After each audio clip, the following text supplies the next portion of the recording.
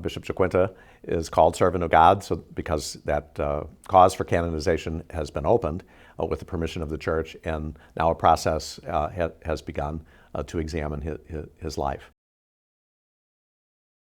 If anyone should be or could be a saint, canonized saint, it could be him, because he has all the qualities and he has all the fruits of his labor to show that his work continues in the Church today.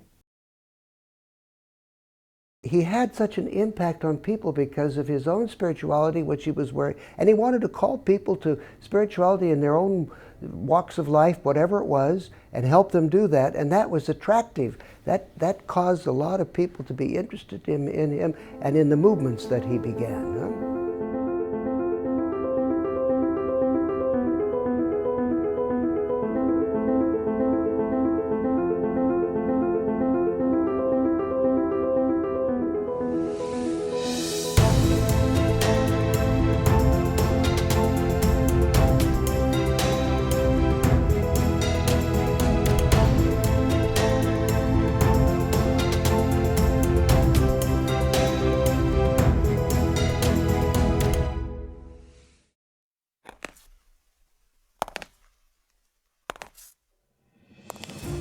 From the stories passed down to us in the Bible to our own ongoing stories that we add to and share each day, stories bring us together. Stories are vital to who we are. They educate, inform, and even entertain us. The stories of the great men and women of the world captivate our imaginations, inspire entire generations, and for the truly great souls, they show us the path to eternal glory. These are the stories that we ought to seek and the people we should get to know. But to truly know them, we must retrace their steps to discover the story behind these holy people.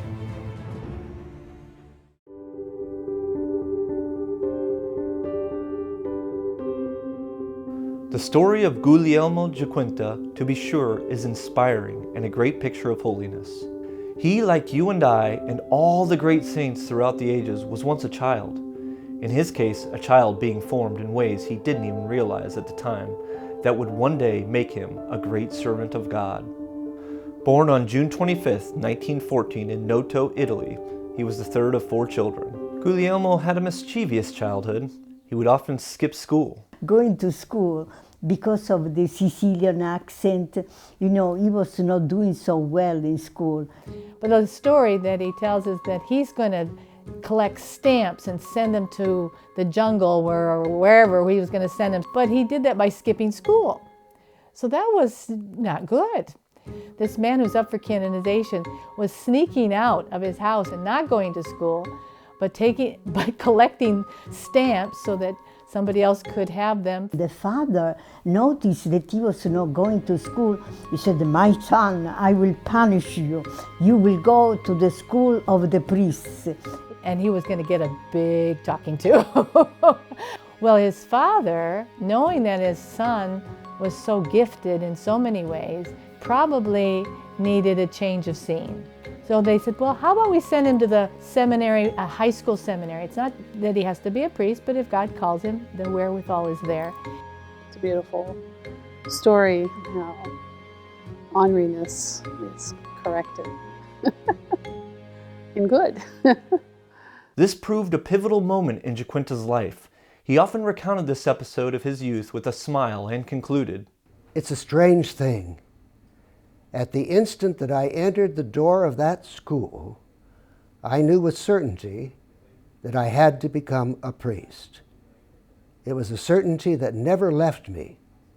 It is the mystery of the priestly vocation. And so it was to be. Young Guglielmo completed his education at the minor seminary and entered the major seminary in 1933.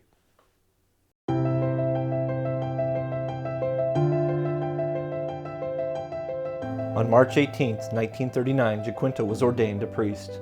The following day, on the solemnity of St. Joseph, he celebrated his first Mass. Thus, Father Giaquinta found for himself an unexpected patron in St. Joseph, who became a constant point of reference in his heart. He later made St. Joseph the patron of the Institute of the Apostolic Oblates. It is well known that Bishop Giaquinta was a hard worker and didn't waste time, so I think he got, St. Joseph was a model for him in his life. And to have his example of chastity and loyalty and just great love for Mary and Jesus, it has to impact the life of any priest, I think. The Virgin Mary was an essential part of his spirituality as well. So certainly in his years at the seminary and having that image of Our Lady of Trust right by the tabernacle really touched his heart, as Mary has Jesus pointing to her heart. He developed that beautiful relationship with Our Lady. Well, if Bishop Giaquinta did not have a devotion to Our Lady of Trust, none of this would have gone anywhere. And you have to know that every meditation, every retreat that he preached, the last meditation would be always on Mary. Mary always present, the mother, who gives a chance to become saint. Father Giaquinta served as associate pastor at Our Lady of the Mountains until 1949, after which he served as rector of the Church of Our Lady of Loreto until 1968. In addition to his parish duties, Giaquinta took on a number of additional assignments that were ever more demanding in the Vicariate of Rome from 1945 to 1968. We just draw the conclusion that he was very open to serving however he was asked to do it, and he was asked to do it in a variety of ways because he had the requisite gifts, and his superiors and the people around him had come to trust him and to trust his judgment. Father Giaquinta's valuable service to the Church was recognized when he was honored with the title of Monsignor in 1948. But it was a recognition given by the Holy Father, but usually requested by the priest's superior or bishop, to recognize the work that he'd been doing, and it was a way of the Church to sort of highlighting that good work and thanking him and complimenting him for his service. Monsignor Giaquinta continued his tireless work for the Good Shepherd and his sheep, and on November 1st, 1968, he was consecrated a bishop.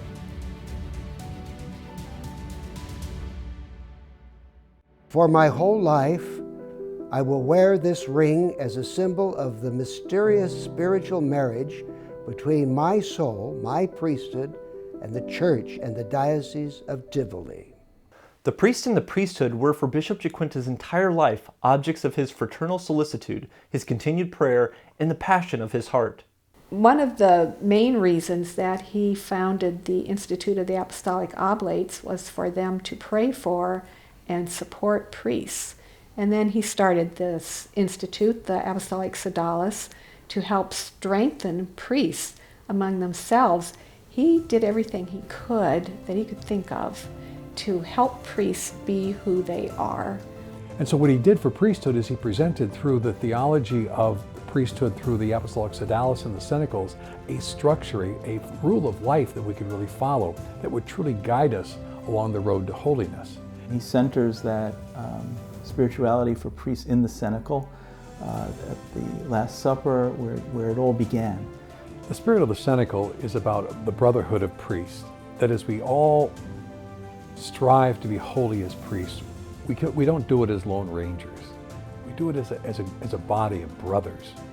So, it is no surprise that the central objective of his pastoral activity was always vocations, and in particular, priestly vocations.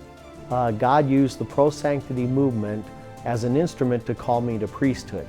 Together with the Commission for Vocations, he began in his diocese a center for vocational direction at Castel Madama to help young people recognize the personal call that the Lord was making to every creature and to sustain those who felt invited to a life of particular consecration.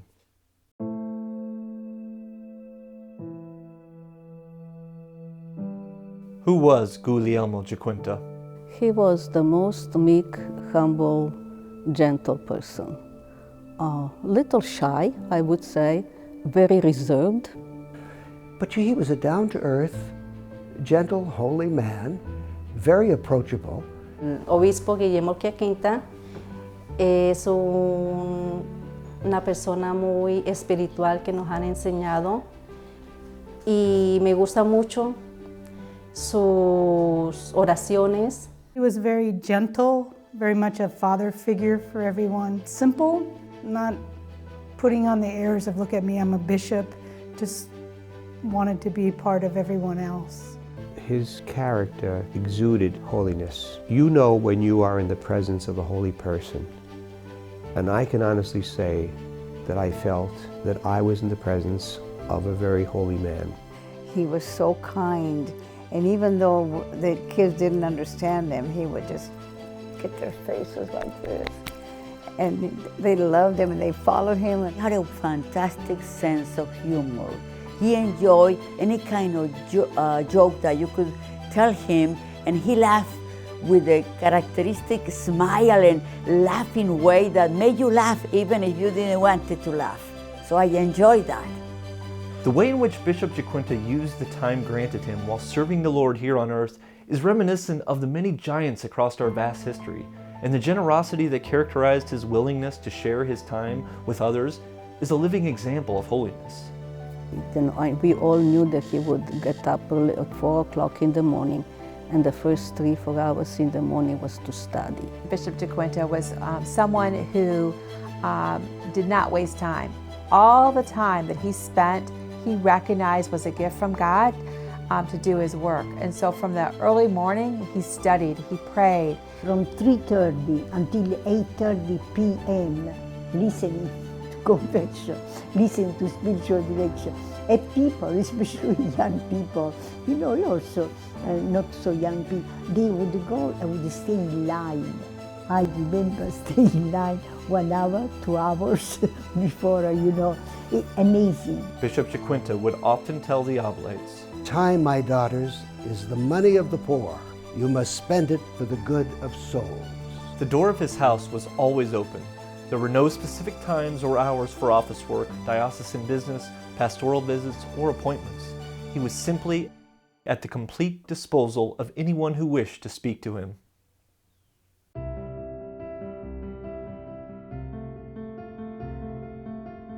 What he taught, he lived first. He was a credible teacher because he was an authentic witness.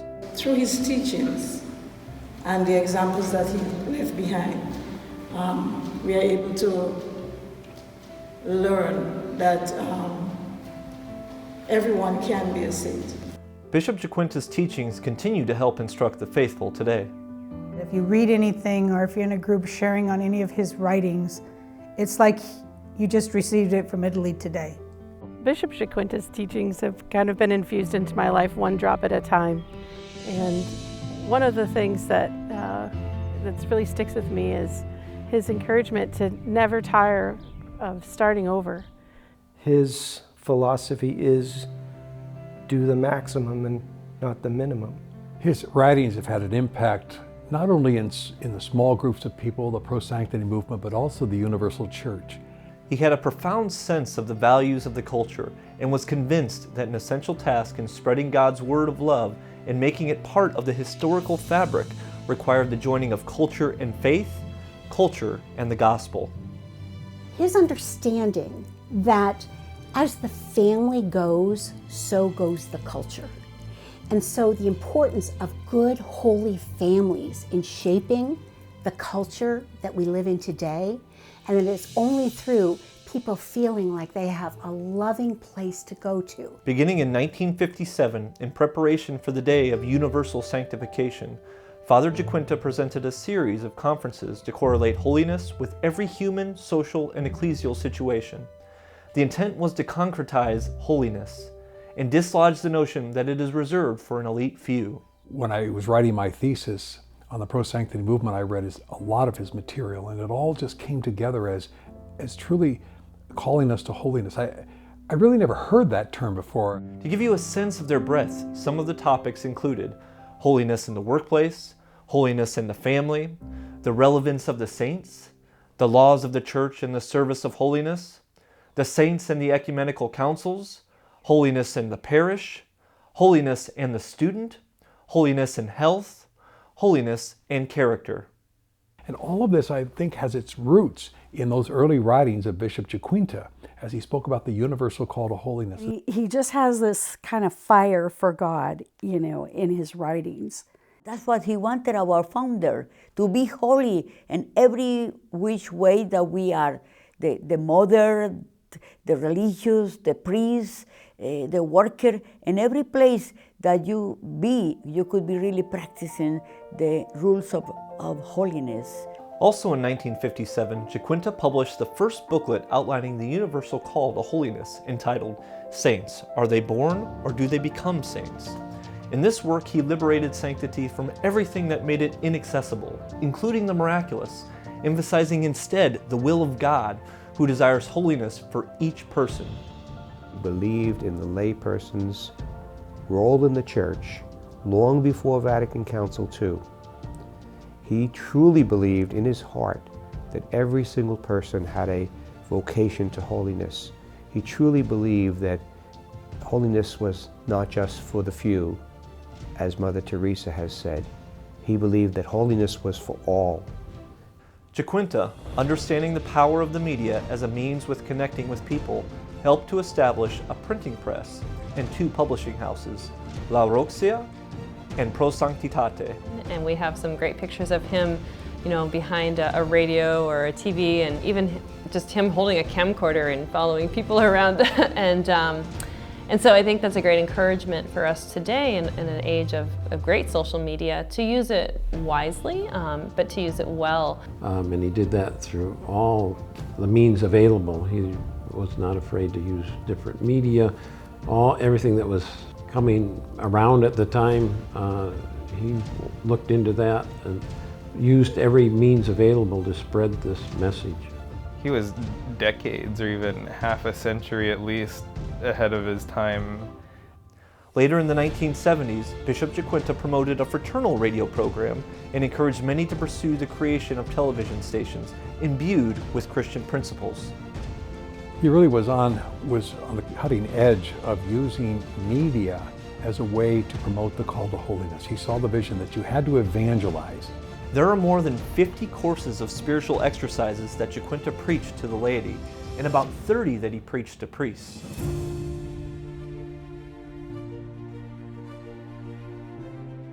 Giaquinta's tireless work to spread the universal call to holiness was eventually affirmed by Mother Church during Vatican II.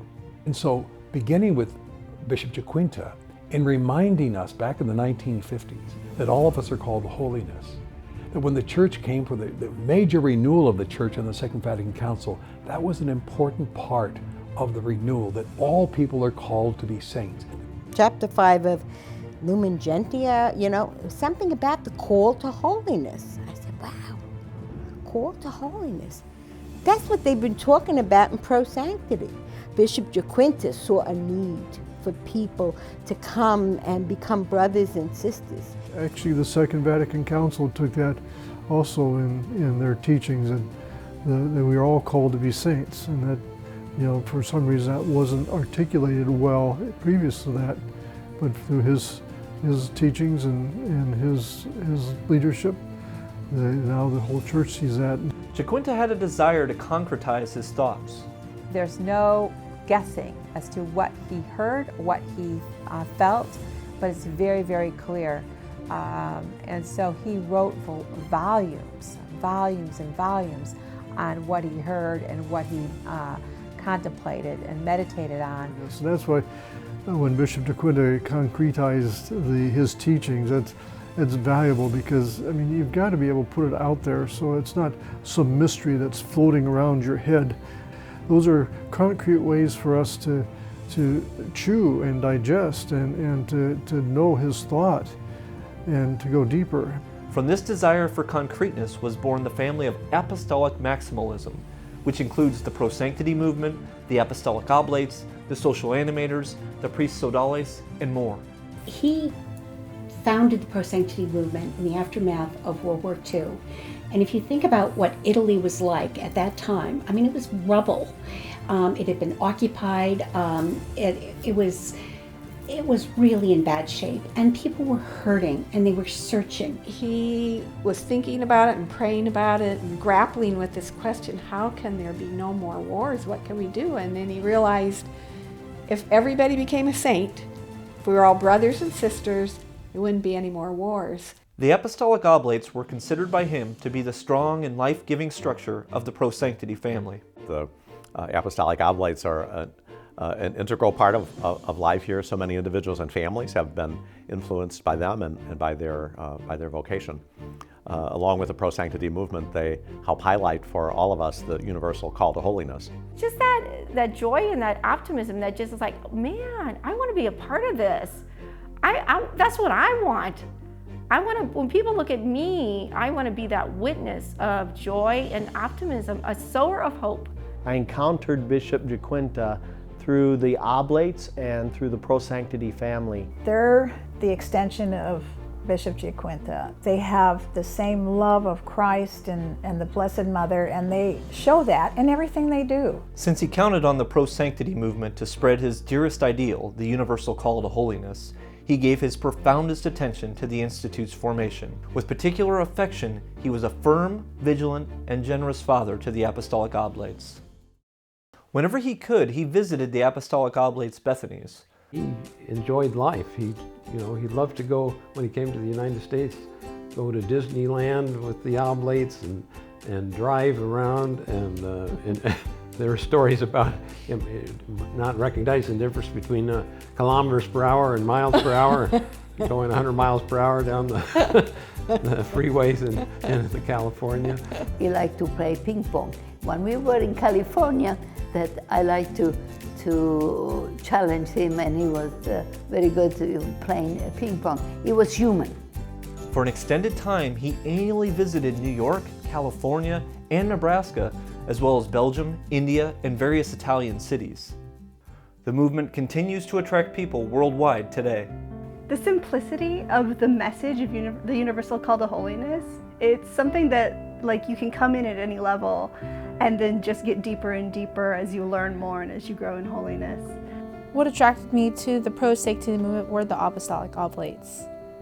So we heard about an event out at Pro Sanctity called the Second Saturday, and they'll bring in a speaker, and you'll have Mass, and it's just a great gathering. And so we heard about it, and the Archbishop was supposed to be there one Saturday last year. And so we ended up going to that. We went to another event shortly, maybe 6-8 months later, and the Oblates remembered who we were, and we were just like instant family, and we haven't stopped going.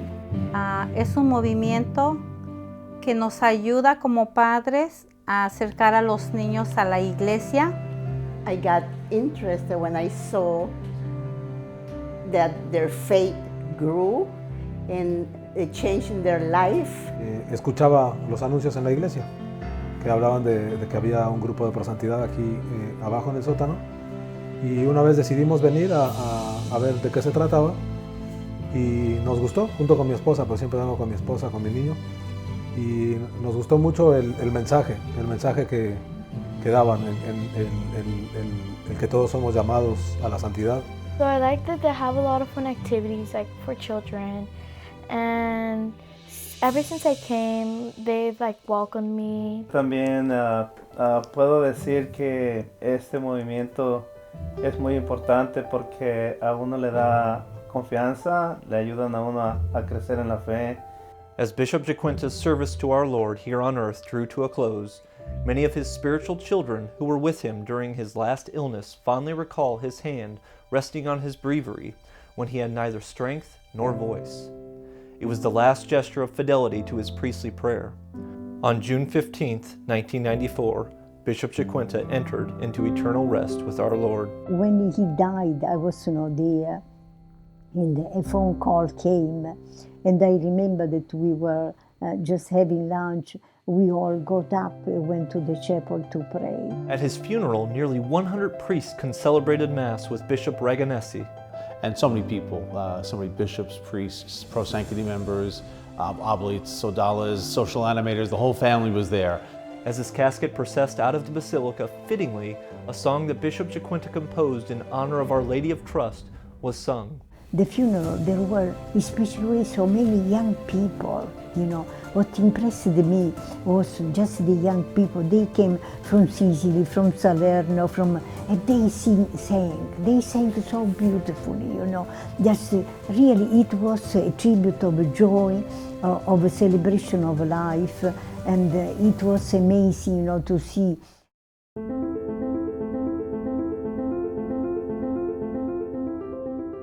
There is a period of what we might call a documentary process. So the church looks at files and letters and writings.